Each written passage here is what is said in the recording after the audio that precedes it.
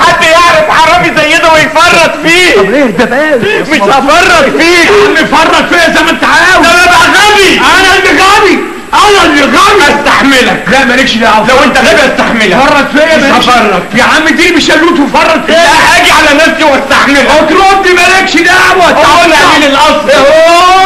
امشي يا رجل امشي. هو انا مغفل؟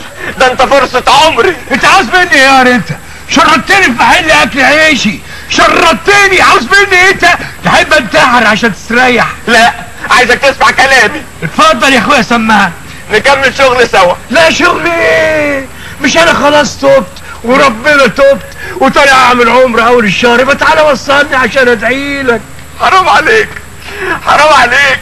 ده انت لو عندك عيل في سني كده وعلى وش جواز تسيبه من غير ما يسرق سرقتين يسند بيهم نفسه. انا يا اخويا ما بخلفش، وبعد ما شفتك ماليش نفسي اخلف. تعالى على بختي وبختك يا اما. ايه؟ عشمني بيه وغدر بيا. هو مين ده؟ حببني فيه وسابني يا اما. وطي صوتك، وطي صوتك بس، وطي صوتك. لازم نرجع لبعض يا دبش. يا ابني ايه الكلام اللي بتقوله الناس يقولوا ايه؟ نرجع لبعض ايه؟ نخرب بيك. نرجع نشتغل سوا. لا سوا لا. انما عشان العياط اللي انت بتعيطه ده انا هديك فرصه.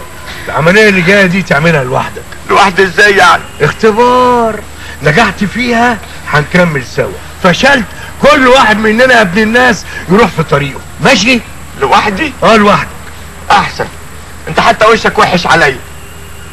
صح، انا وشي وحش عليك. ماشي؟ ايه العمليه؟